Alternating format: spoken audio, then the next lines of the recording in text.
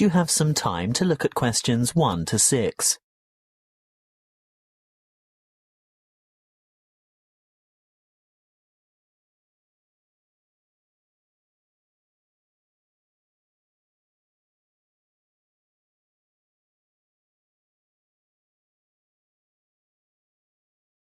Answer the questions as you listen, because you will not hear the recording a second time.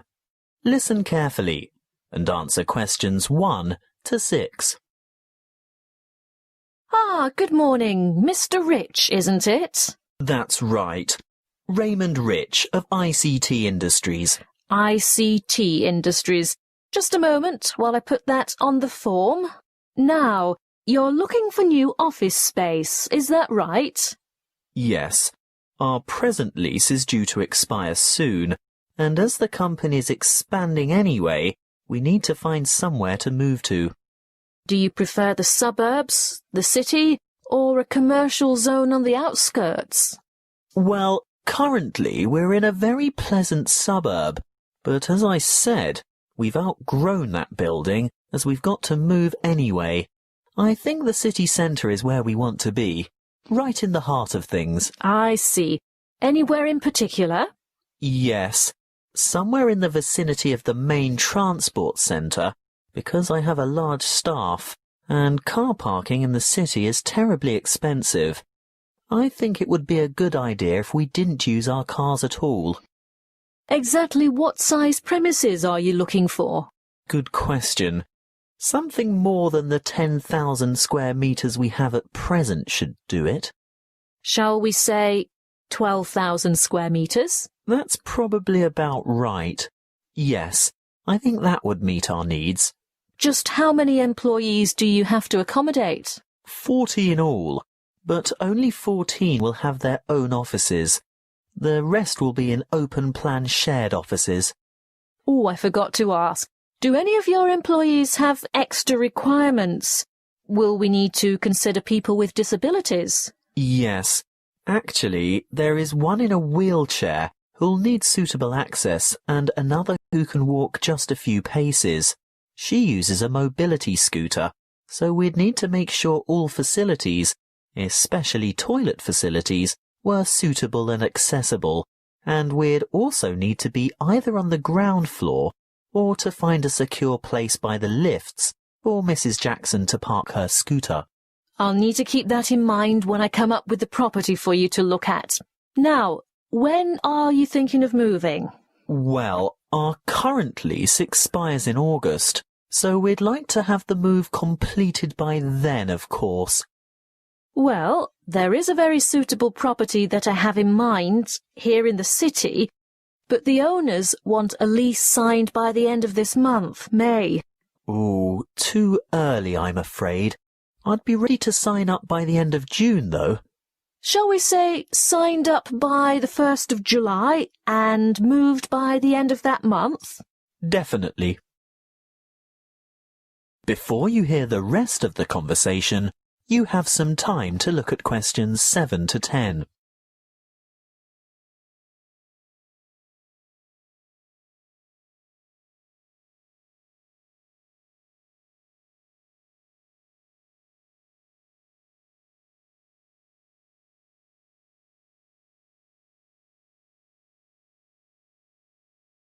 Now listen and answer questions 7 to 10.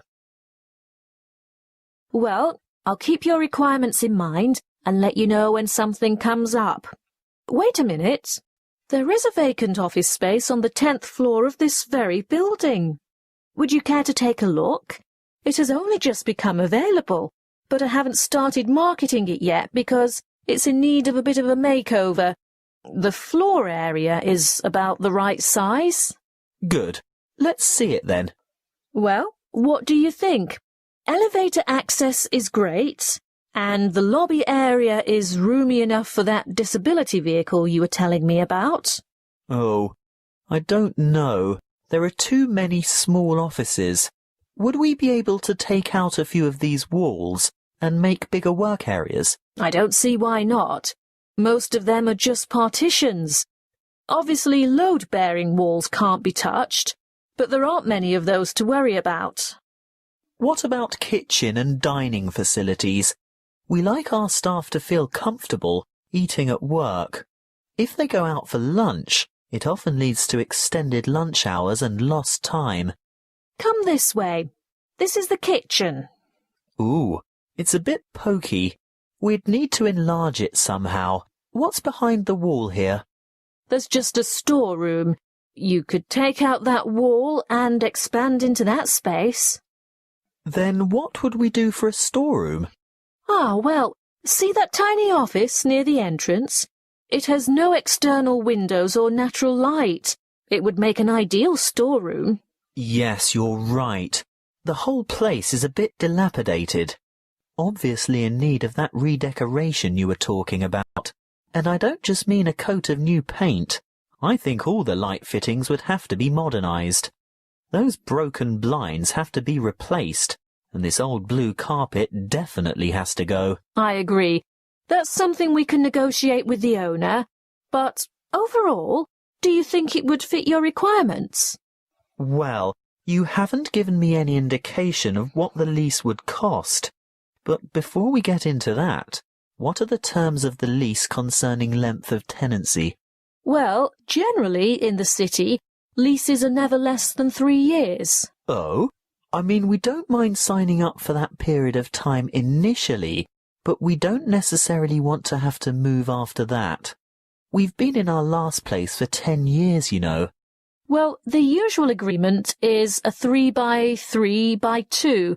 That's a contract for 3 years with entitlement to extension for 3 years, and then another 2 years after that. But let me speak to the owner first. And one more thing.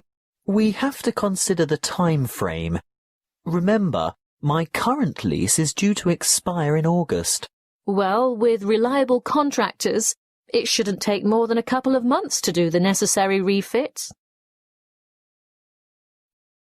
That is the end of part 1. You now have half a minute to check your answers.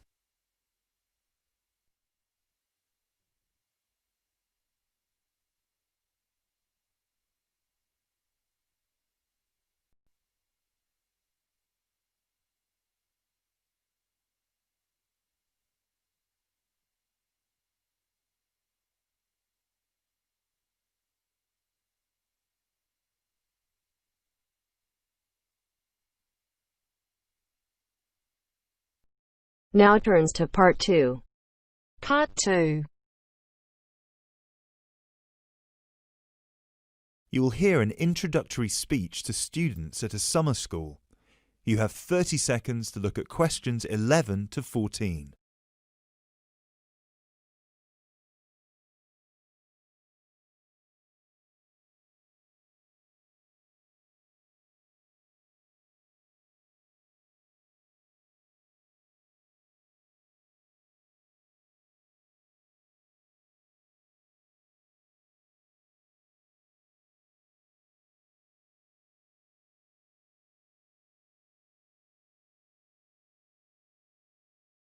Good morning, everyone, and welcome to Climb Summer School.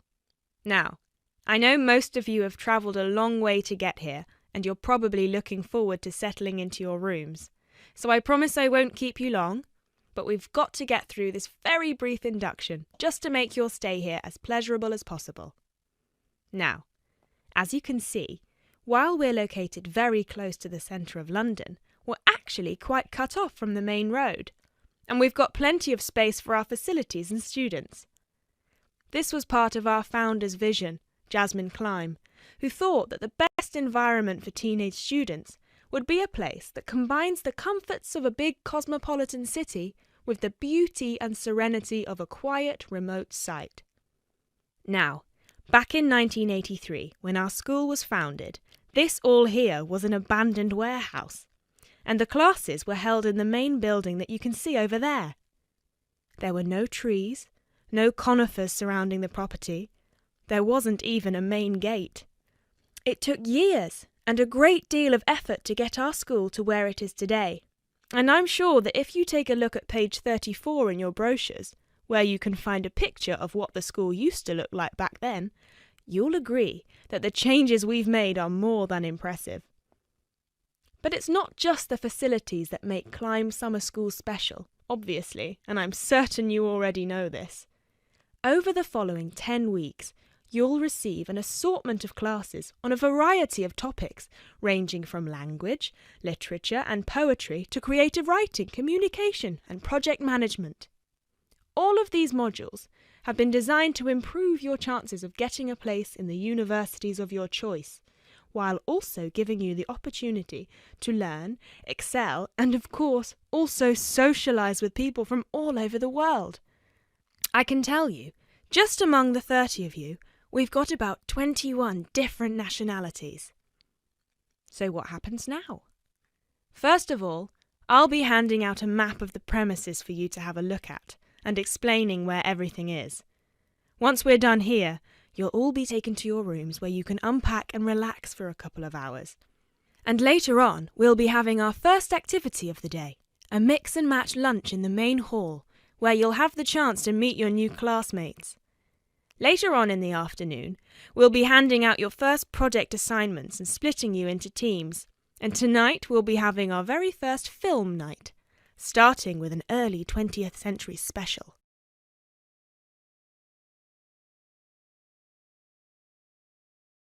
You now have 30 seconds to look at questions 15 to 20.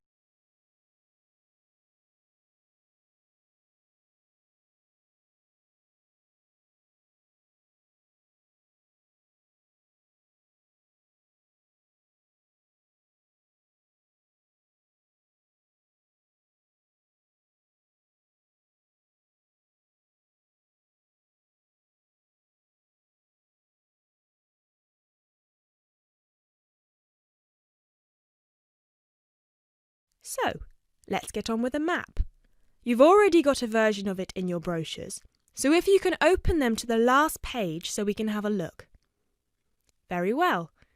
As I showed you before, the actual school is right over there in the middle. That's where you'll be having most of your classes. Adjacent to it, you'll find the main hall, which is where we'll be hosting most events, such as today's lunch. On the left from the main building, you'll find a smaller building, which is where the accommodation and welfare offices are located. This is labelled as the garden office at the front, and it's easy to spot because it has a green door. Each of you is assigned to a different residence hall. We've got 3 residence halls in total, 1 on the left and 2 on the right. The one right next to the garden office is Ursula Hall, named after our founder's sister, while the other 2 are Peter Hall and William Hall. Now, as you can see, there are 3 more buildings to the left of the semicircle here, and 1 more building on the right-hand side, next to William Hall. So that one, which is shaped a bit like a dome, is the pavilion. This is where all your letters will be delivered, and in the basement floor you'll also find a laundrette. Please make sure you've got plenty of £1 coins, as you'll need one for the washing machine and another for the dryer. And that row of buildings on the left, the one closest to us here at the gate, is the canteen, where you'll be able to buy snacks as well as breakfast, lunch and dinner, on days when we don't have an event with food provided. The next one is the gym, which is open from 7 a.m. to 8 p.m. from Monday to Friday, and until 10 p.m. at the weekend. And the last building, right over there, is the study centre, where you'll find plenty of computers and books, as well as a great selection of DVDs and magazines that you can borrow with only a small refundable deposit of £5. Now, please remember to keep your student card with you at all times, as you'll need it to access most of these facilities. That is the end of part 2. You now have half a minute to check your answers.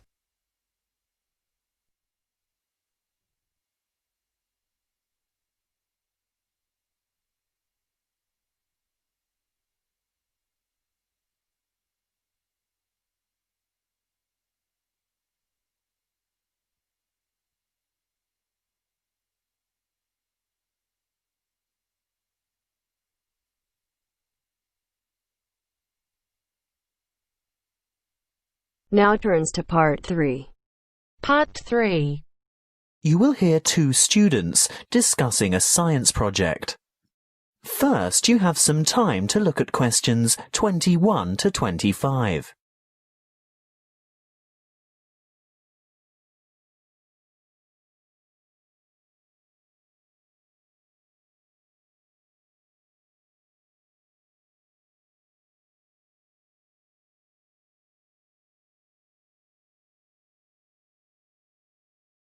Listen carefully and answer questions 21 to 25.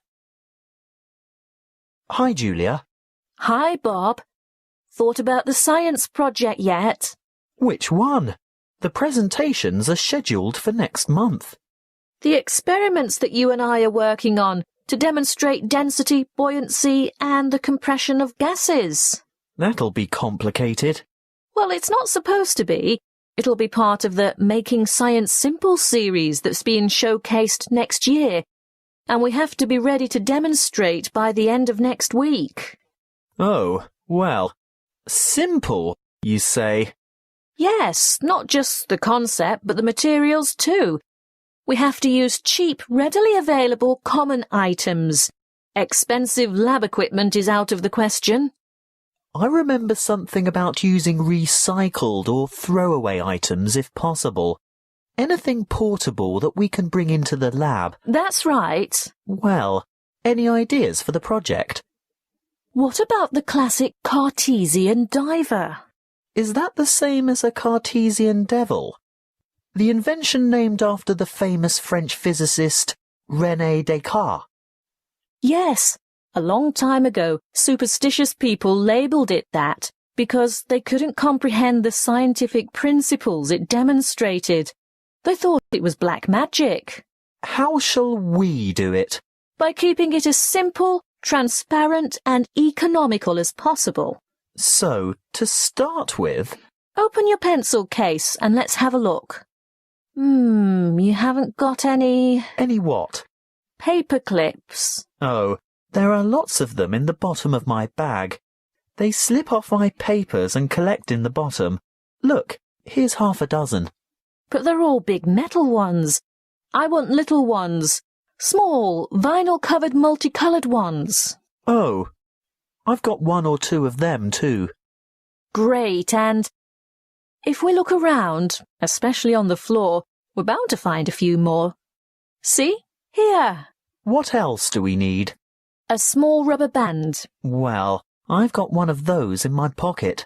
No, not that kind. Let's go and ask Tara. Why? Those really small coloured bands for making ponytails are ideal. Hey, Tara? Yes? Have you got any spare rubber bands, like the ones you fasten your hair with? Oh, heaps. A whole packet full. Help yourselves. Terrific. So far it hasn't cost us anything. What now? Let's go and rummage through the recycling bins beside Joe's mini market. What for? We want a 2-litre plastic soft drink bottle with lid. Hey, I draw the line at sorting through other people's rubbish, and we're also not likely to find one with a lid. Well, go into the store and buy 2 litres of soft drink. What flavour?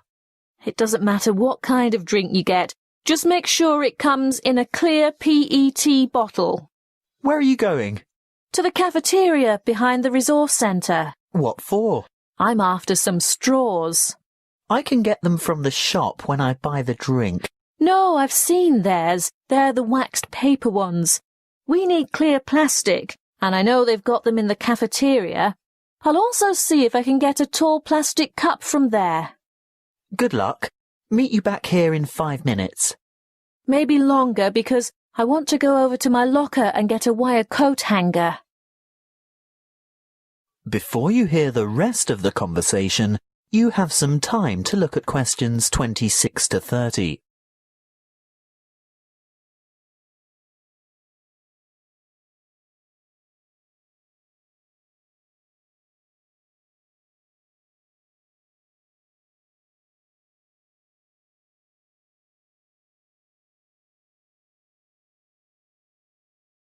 Now listen and answer questions 26 to 30. Right. Have we got everything now? I think so. I've got extras of most things, so don't worry if this doesn't work first time. OK. Assembly. Step 1. Take a straw and fold it in two. No, not like that. These plastic ones are quite hard to fold. Try pinching it in the middle. That should make it easier to bend. You may even have to bite it, but not too hard. You want a sharp crease, but you don't want to break it. How's this? Good. Now, second step. Wrap a rubber band several times around the ends to hold them together. Then? Add weight to the diver. So, this straw is the diver? Yes. See how I'm pulling the outside end of a paperclip out a bit? Now, hook the part I bent out into the rubber band that's holding the straw together. No, not that way. It'll fall off. That's right. Turn it over. Now, hook 2 or 3 more paper clips on. It's hard to say how many we'll need. The idea is to get the diver to be almost all the way submerged, but not quite. We can put it in this tall cup of water to test it. What do you think? Too buoyant? Add another paperclip? I think so. OK, on to the next step. Have you got the empty bottle? Not quite. What do you mean? Well, it's not quite empty. Pour some into this cup for later. Good. Now, fill the bottle with water all the way to the top, and we'll gently lower the diver in. Great. Now put the cap back on. And then? The final step is the demonstration of our experiment. You will see that when I squeeze the bottle, the diver sinks, and when I let it go, the diver rises.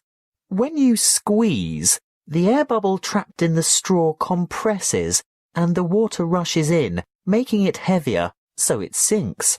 And the reverse happens when you release the bottle. What's the coat hanger for? Oh, that. If our experiment didn't work the first time and our divers stayed on the bottom, we'd have had to fish it out with a piece of wire or a hook of some kind. It's best to be prepared. That is the end of part 3. You now have half a minute to check your answers.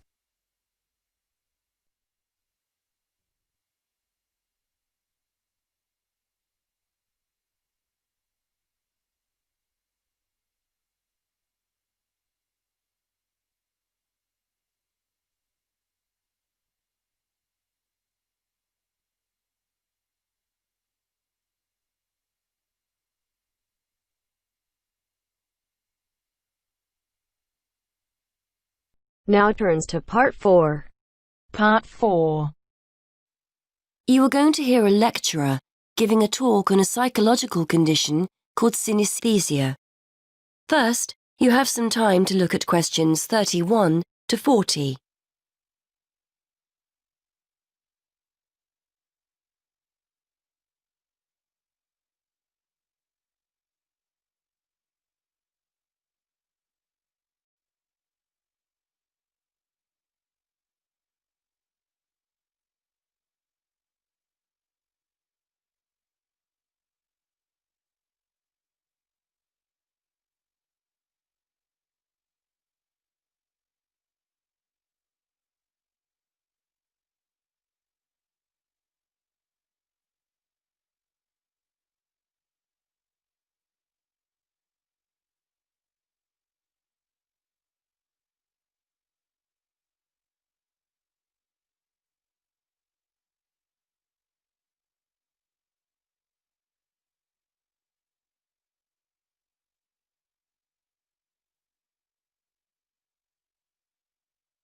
Now listen and answer questions 31 to 40. Today we're going to look at a fascinating condition that challenges the idea that we all see and experience the world around us in a similar way. For example, What do you see when I mention a day of the week or a month? What colour is the letter A or the number 10? If you often find yourself having more than the normal sense sensations, you too could have a condition known as synesthesia. Synesthesia is a harmless but fascinating condition which is often described by psychologists as the joining of the senses. We normally experience our senses individually, so we see a colour or hear a word, whereas people with synesthesia will find two or more senses being stimulated at the same time by a single stimulus. Some people will see or feel a colour when they hear a sound. Others will experience a taste or smell when another sense is stimulated. This happens automatically. The sensation can't be managed. People often go through life unaware that they have the condition. A common response from individuals who learn for the first time that they have synesthesia is one of surprise to discover that other people don't experience the same thing. It's a normal part of life for them, and they will rarely describe the symptoms negatively. To estimate the numbers of people with synesthesia, one group of researchers sat people in front of a computer and showed them letters and numbers in black. Participants were asked to choose a colour for each character they saw. A small proportion of participants, namely those with synesthesia, consistently described the same characters as having the same colours. On the basis of the results, researchers were able to predict that synesthesia affects about 1% of the population. This number has been confirmed in other research. Synesthesia takes many different forms, but the most common is to see or feel a colour in relation to letters and numbers. It's commonplace for people to identify A with red, B with blue, and so on. Some people will actually see a colour, but in most cases it's a question of feeling or sensing the colour. However, it's just as commonplace to see days, months, letters and numbers spatially, that is, in lines or circles, for example. People might say they see Monday up high, Tuesday just below Monday, Wednesday on the left, Thursday on the right, and so on. This doesn't mean that people with synesthesia always agree on what they sense. Two synesthetes will often argue over the colour of a letter, for example. But patterns emerge if a large enough sample of people are observed, providing clear evidence of this condition despite individual variations. Colour and spatial synesthesia are amongst the most common forms of the condition, but they are by no means the only way people experience it. One of the more interesting combinations is word-taste synesthesia. This occurs when words lead the person to experience tastes or certain taste sensations. So a person's name might have the flavour of a particular sweet. Places might be associated with the taste of particular snacks. Taste needs to be seen in a wider context here. The sensation may be a feeling on the tip of the tongue or at the back of the throat and will differ from person to person. Some researchers believe we are all born with the condition and that it's most prevalent in our early years, but it then tends to become less noticeable as we enter childhood. It's a fascinating thought that as infants we experience the world around us through our senses in a different way than as adults. However, testing this hypothesis will be challenging, bearing in mind the difficulty of getting feedback from young infants. Research also points to the fact that synesthesia runs in families. In fact, as many as 40% of synesthetes, as they are called, know of someone in the family with a similar condition. This won't necessarily be a close family member, and the condition may be traceable back to previous generations or to an extended family member such as a cousin or uncle. There is evidence that synesthetes are often creative and will often have artistic hobbies or interests. Researchers think this is not necessarily because synesthesia makes them naturally more talented in this area, but the fact that they have multiple sensory experiences generates an interest in, for example, art or music. So that's synesthesia. Apart from its intrinsic interest, for psychologists it's a fascinating indication that we may all experience the world around us in different ways. Once upon a time, these findings would have been regarded as highly subjective, lacking evidence, and not of any scientific worth. However, we now have a much greater interest in how the brain helps us make sense of the world, and the study of synesthesia is one way for us to discover more about this. That is the end of part 4. You now have half a minute to check your answers.